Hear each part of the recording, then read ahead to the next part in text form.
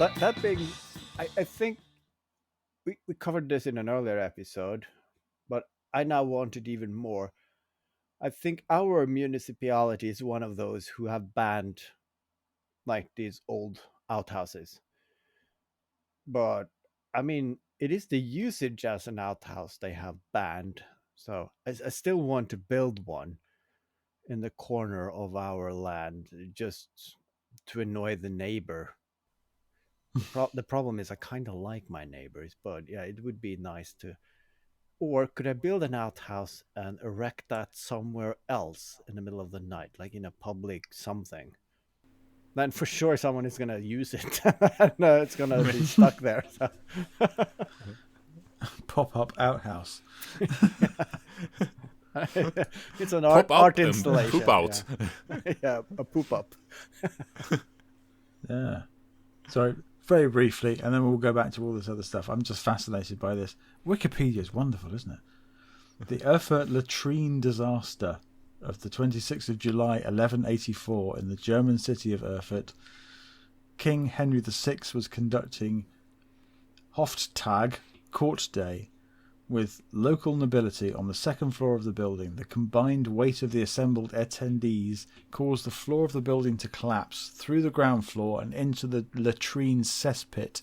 60 people drowned in the cesspit. Oh, Ew. Drowning in a cesspit. I'll take it back. I'll take it back. I'll take a vending machine any day. Yes. Come on, squish me, you glorious vending machine. Drowning in poo is like, oh, that is one of the worst ones, I would say.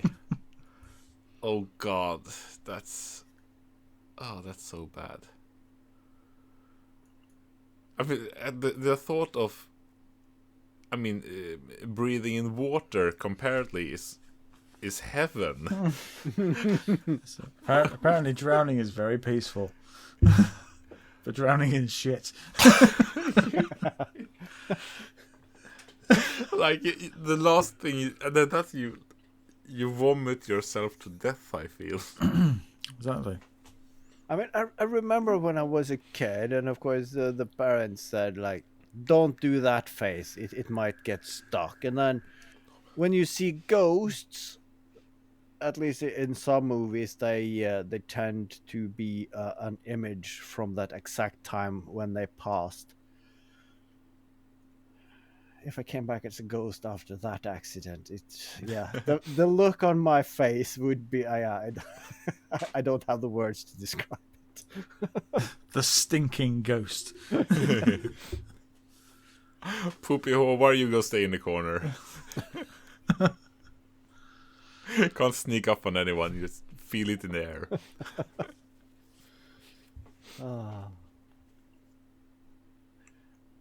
Good heavens. What? Yeah. On toilet issues. I've come to the conclusion that I'll procrastinate swapping out our toilet for 3D printing some parts for the old one. So I'm just gonna see what breaks next. So what broke now is a connecting rod. So I'm just gonna make a 3D printed. I'm not sure what they call it in English, but it's a long rod with a hole in it. So I'm gonna just fill that with glue and put it over the broken shaft as an extender, and put a cap on that. Might work, might not. We'll see. Yeah, I really should try and fix our toilet again. Yeah, because I mean we had the same problem with it. It doesn't. It's one of those with the big and small flush, and the big flush doesn't really work. So you have to, if you hold in the small flush button, then it works. Yeah, and Don't hold it in. It's very bad for you. Yeah, and I'm guessing it doesn't help with the aftermarket rat grating that you have placed in the bottom there either. It easily clogs. Has been for 20 years. KJ's patented pending rat away. Yeah, but what you want is a waste disposal, the rotating knife, because that works both on poo going out and rats coming in. Everything gets shredded and flushed away. Rat blender. I mean, it's you're not allowed to have it in Norway, but you can order it online and fix it yourself. This garbage disposal for your sink. Yeah. That should easily be with an adapter be able to be fitted onto a toilet. I mean, instead of plungers and whatnot, then you can just press a button and off it goes. And that would solve your rat problem as well. I mean, you Yeah. just put a sensor in, so if anything is coming the wrong direction, it just automatically kicks in. But, so are you not allowed to have macerators? No, No? you're not allowed to put that into. I mean, you're probably allowed to have them, but you can't put that into the drain lines. So. I think it's the same in Sweden. I mean, they've tried it in lots of places, and it seems like we're not either. We don't know how to use them, or the sewer plants doesn't really like the result of what comes their way. Yeah, Sort of- and Norway also. It's a consulting company who did a survey. We are several billion pounds in what's it called, lagging maintenance or something. I mean, with all the pipes in Norway are 60 plus year and ready to be changed out, so they're not dimensioned for that load. They're not dimensioned for the population as it is today, so they have a lot of problems. And they estimated that what you pay every year for water and sewage is going to go up considerably just to cover the cost of replacing everything. So yeah, I'm guessing that's one of the things that we don't want people putting food garbage into the pipes as well. Yeah. So is that still nationalised there, or is it all private? Your water companies, your facilities. No. That is still the municipality. The sewage plant and everything is also not privatized, I think, but yeah, they do outsource a lot of the tasks to private contractors. So Yeah. I might be wrong, but I think they are private companies, but they're owned by municipality or whatever bodies of power. Yeah, I think that's it. Because every month, every week, there's always some water board. Well, it always used to be the water boards, but now they're all private companies who are paying paying massive dividends to all their shareholders, and yet there's water leaks everywhere. They're pumping raw sewage into rivers, and just not modernising the system. And it's like, well, you seem to have plenty of money, but you're not spending it where is best for the customer. I see that if we have a transition period, we could probably make do with rainwater. But the sewage part, we don't have our plot of land is not big enough for me wanting to deal with that on our own. But I mean, if I lived on a farm, I would very much be incentivized of like making a system where I'm not reliant on the municipality for water or waste management.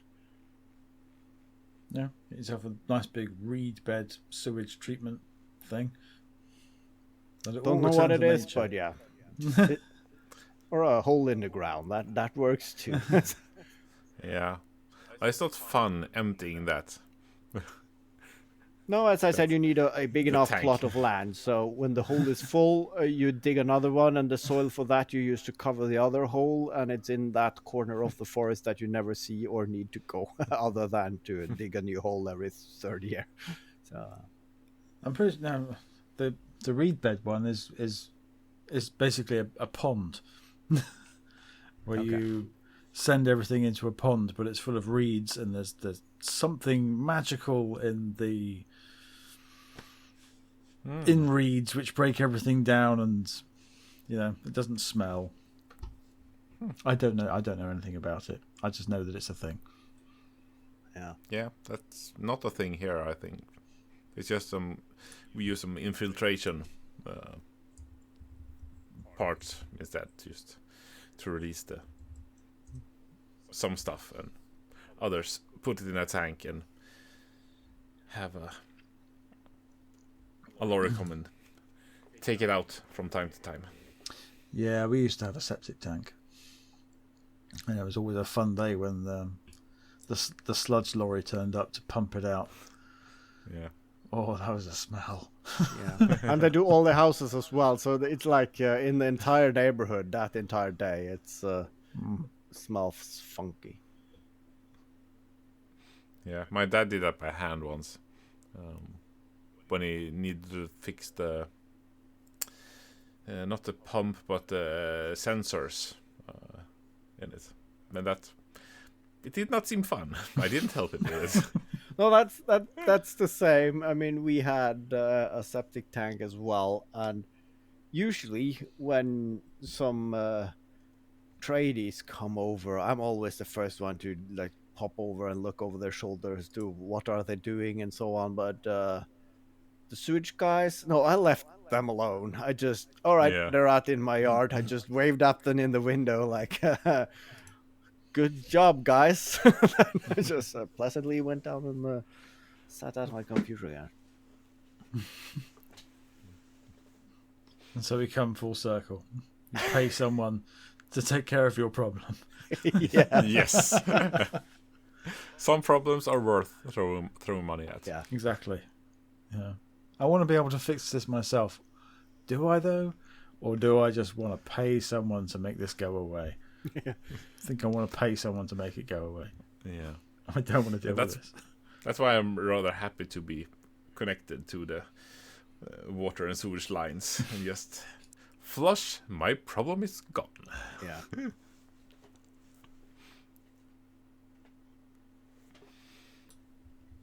Oh dear. Everyone's stifling yawns, aren't they? Yeah. Very much so. Yeah.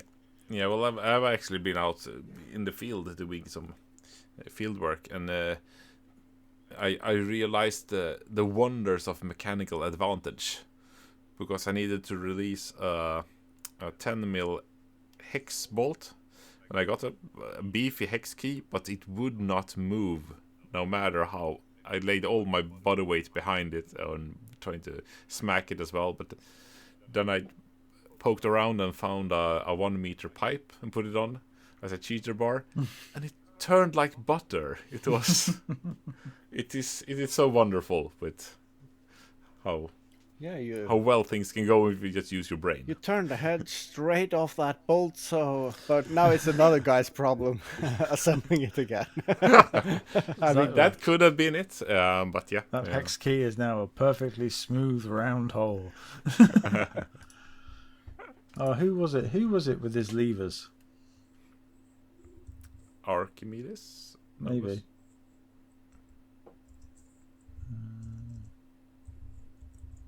Also, his name wasn't Lever. Mr. Lever. Mr. Lever. Yeah, that's the guy. Mr. Lever is my father. You can call me Rod.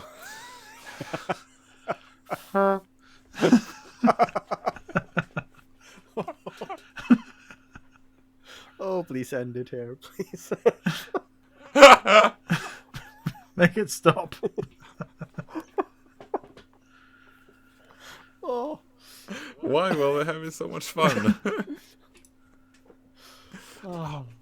Yes, it was indeed Archimedes. Thank you very much. You were correct. Woohoo! 10 points. Yep.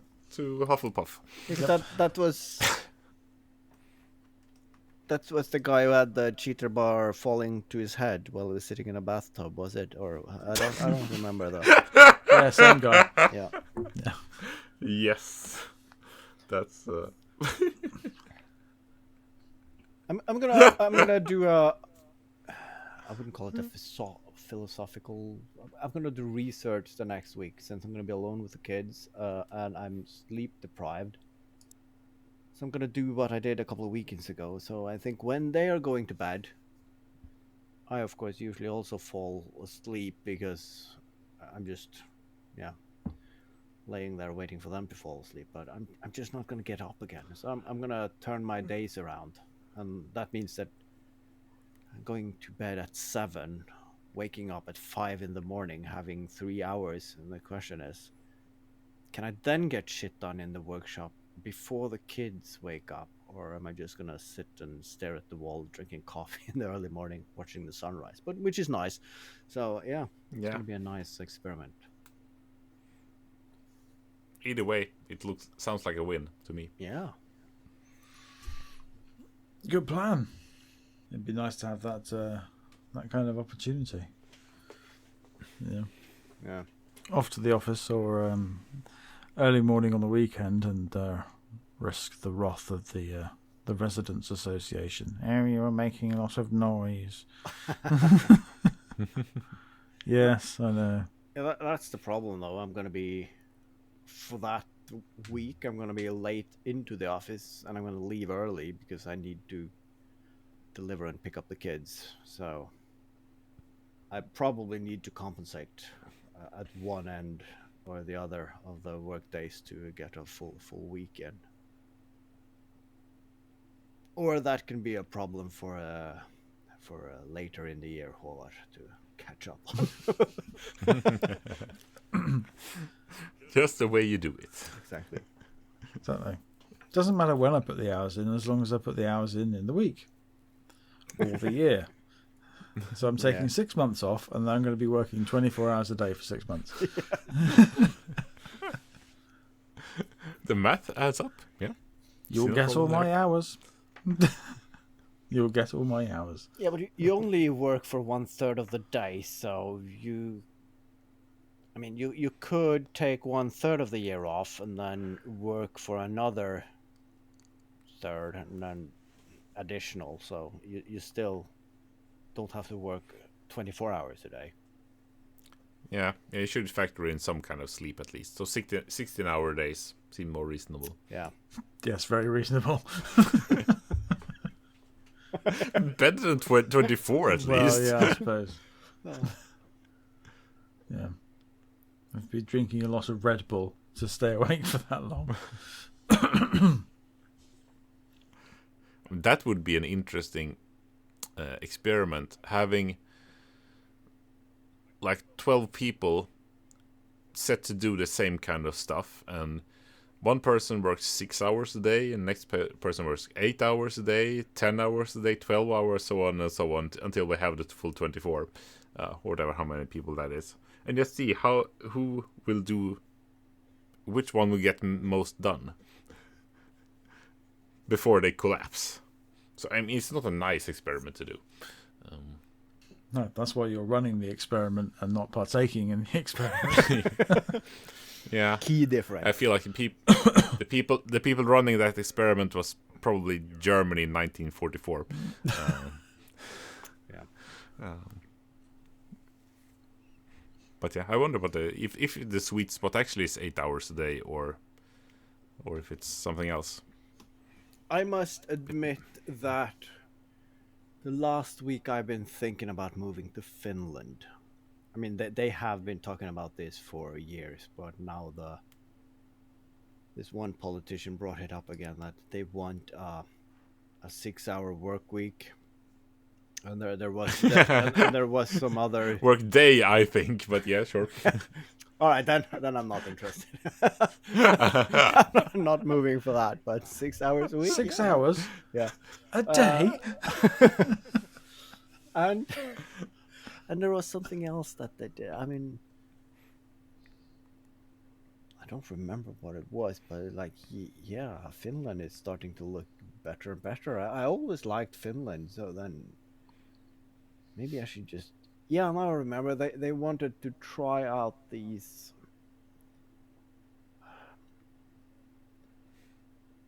God damn it, what is it called? All right, this is the half pint. I can Google it. All right, Google Translate. Is it the 4-day work week? Yeah, that was it. Now. Google Translate. Come on. Yes, I don't need notifications.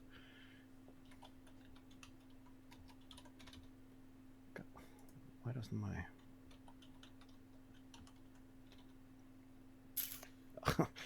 That's a boring translation. Yeah, citizen salary.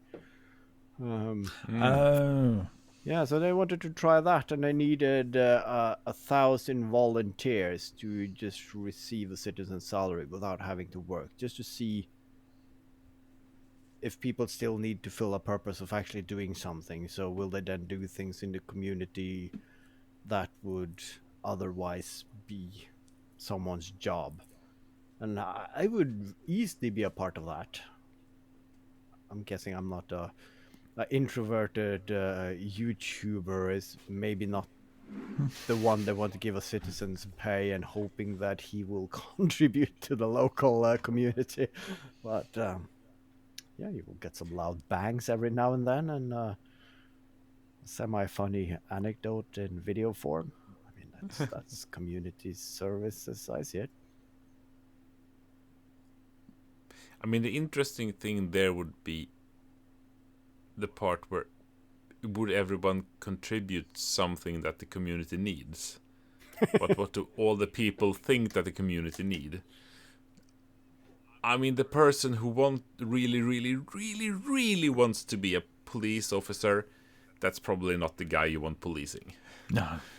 No, that's the problem, because it's easy to say, well, then if you want something done, then you have to do it yourself, and you only do that if you want it enough. But yeah, the guy who really wants to be a police officer seldom is the right one for that job. So what you're saying or a is politician. You want a universal basic income, but everybody needs to really lower their expectations. Yeah, I don't think we really get Star Trek if we get go that far. Exactly. Your Gene Roddenberry inspired utopia, where everybody gets paid for doing nothing, but from the good of their hearts, we're going to be doing the things that. Nah. Then again, do you really need Star Trek? I mean, even though if we peak on everything in Star Trek, we will still, in our lifetime, we will not reach the edge of our galaxy. And then, I mean, we have everything we need here. I mean, can't you just sit in your garden, smoke a joint, listen to some music, have a beer? I mean, why do you need to go somewhere else? Well, I think that could start by sending off all the people that are desperate to go to Mars. You go to Mars. Off you go. Go away. Yeah. That is a good point, actually. Everyone who wants to go to the moon, go to the moon. Yeah. You want to go to Mars, go to Mars. Musk, Bezos, you go and Yes. live on your bunker on another planet, and we'll. Yeah.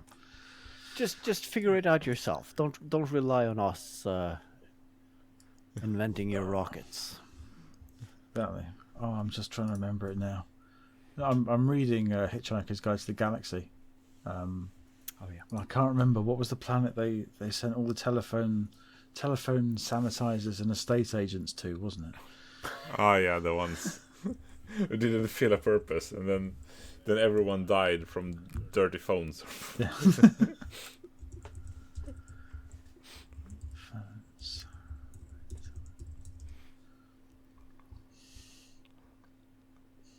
Golga Frincham.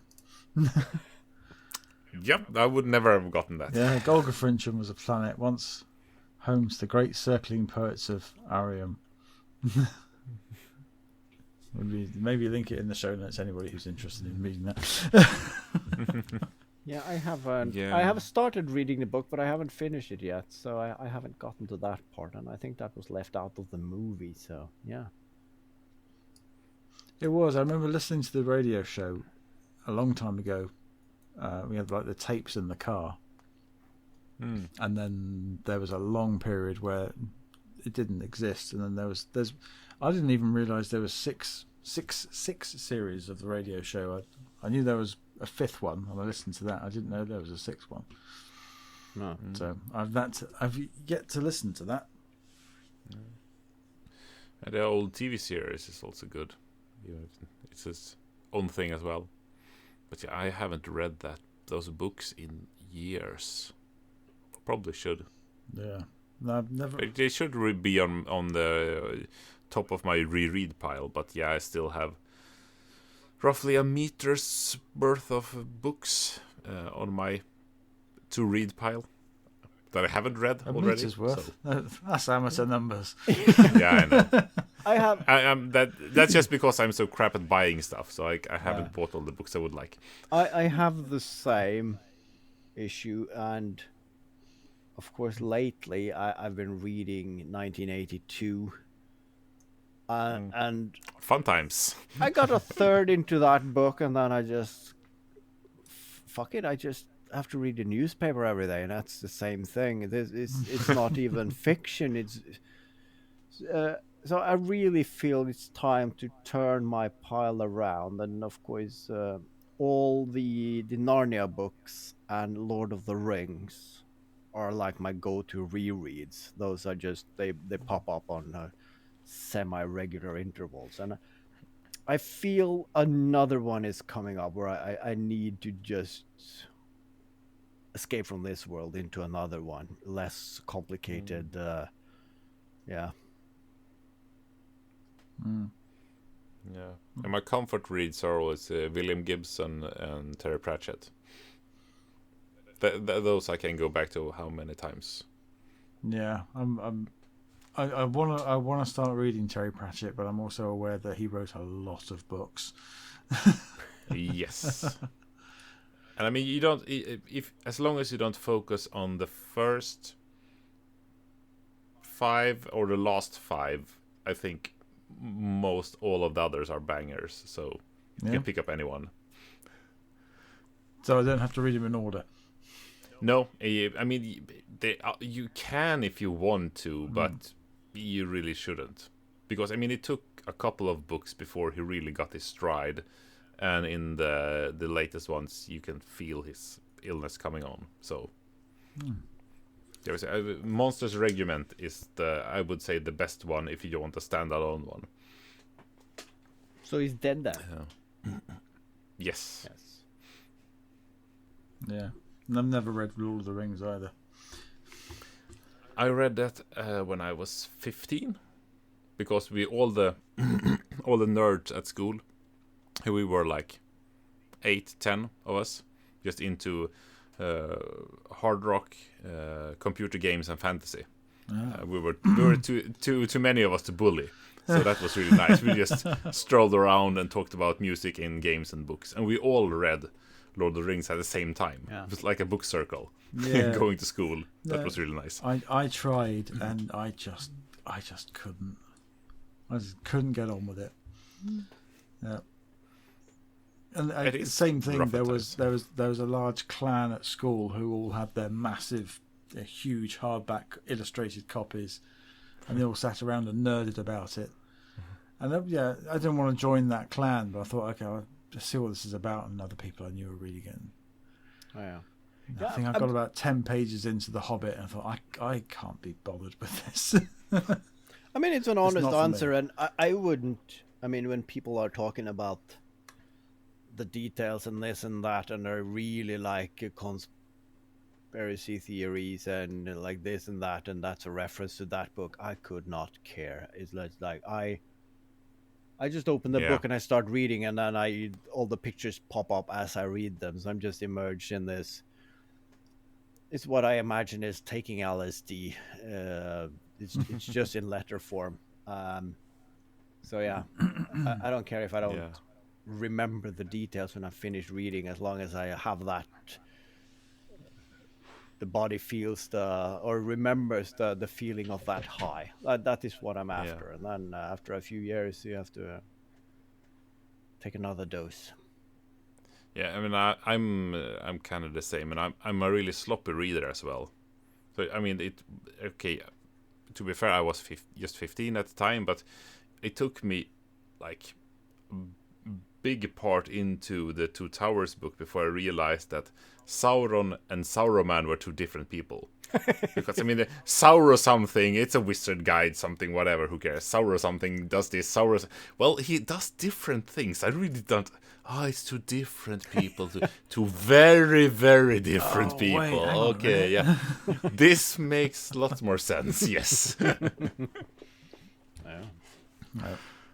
I don't think there's any shame in giving up on a book either. No, I mean, Yeah. it's... I mean, I think I've only done it a couple of times, but then they were really bad as well. Yeah. I mean, the wife struggles with that. I think maybe in the years that we've been together, I think it's maybe 1 or 2 books that she's like, I really can't do this, and then she has a bad conscience about it for weeks. I can open a book and 3 pages in, this is crap, and burn it. I mean, now that you say it, the completionist in me, I still know that it's a Swedish book that you don't know about probably, and I think it's Farnham's Freehold. It's called. I just fell out of. I didn't want to read that, but I still know that I haven't finished those books. So it's in the back of my mind. I know that they are taking up some kind of processing power in the back there. Then you get the you're reading a audio book- book and you put it on in the background, and then I've listened to the entire thing. Yeah, maybe. I can't do audiobooks either. I'm bad at audiobooks. No, I can't focus on that and be doing something else at the same time. No, then I have to sit down and close my eyes, and then I fall asleep and miss the book. But yeah, if you're not enjoying a book, just pick another one. There's plenty more. Yeah. Yeah, there are too many to read.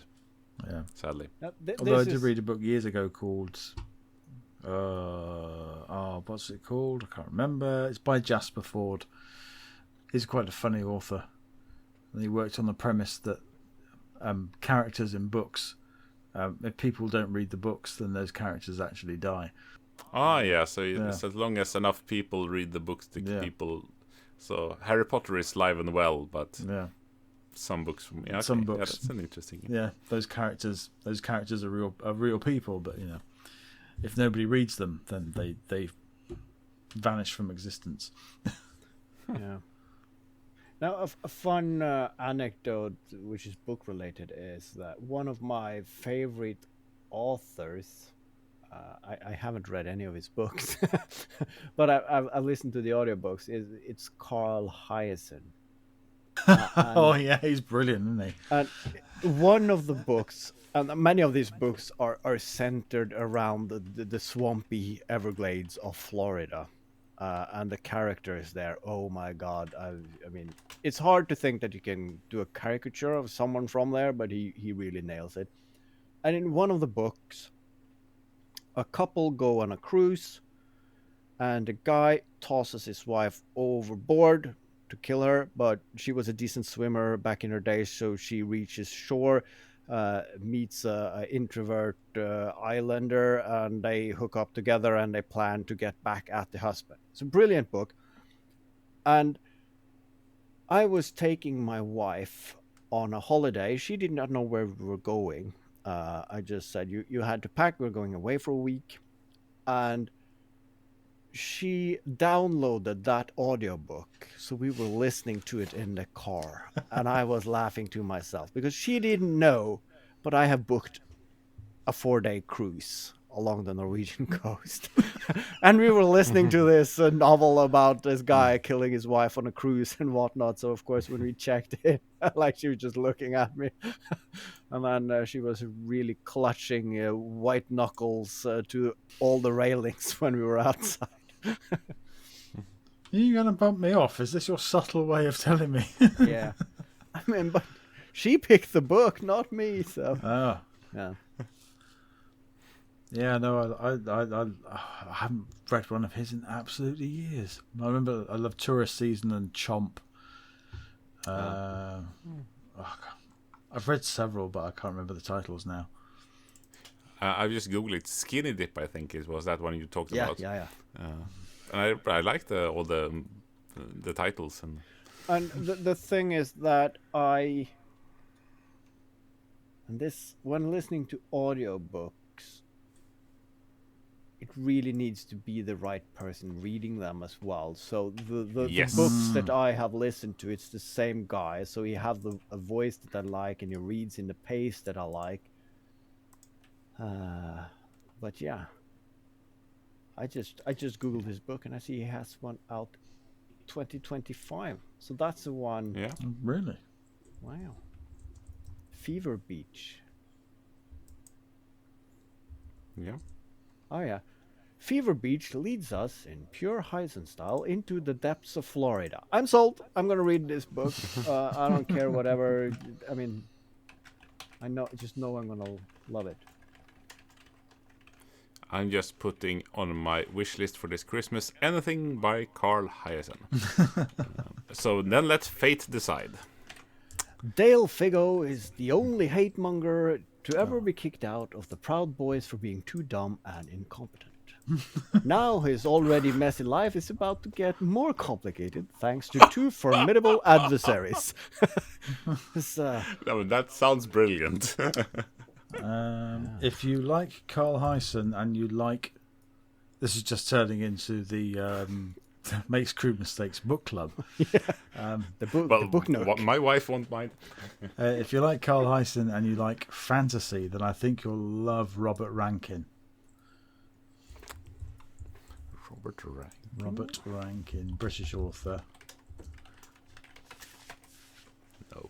Who has written some fantastic, absolutely ridiculous fantasy, sci-fi, hilarious. For a brief period, he had a fascination with Brussels sprouts, and there was a character in one of his books which was a time-traveling Brussels sprout. He looks funny, at least. He does look funny. And so things like Armageddon 2, the musical. They Came and Ate Us, which was Armageddon Part 3. And then there's the Ealing Trilogy. And I think the Ealing Trilogy is about 15 books. One of those. Yeah. Robert Rankin. All right, check out. God damn it! I left my phone on charger upstairs. All right, I'll order it tomorrow then. I'm sure I've seen some of these covers in the sci-fi bookstore, but I've never read anything by him. Well, So, yeah, let's put him on the list as well. yep. You're welcome. On that, we can close this chapter of a half pint, maybe. Yeah, sounds reasonable. I hope you got a book tip, at least. Yeah. Go read a book. Bye. Exactly. Yeah. And if you have another suggestion, just send it to the WhatsApp group. I'm sure it will be fine. Hashtag Make Crude Mistakes Book Nook. We need a special jingle for this, I feel.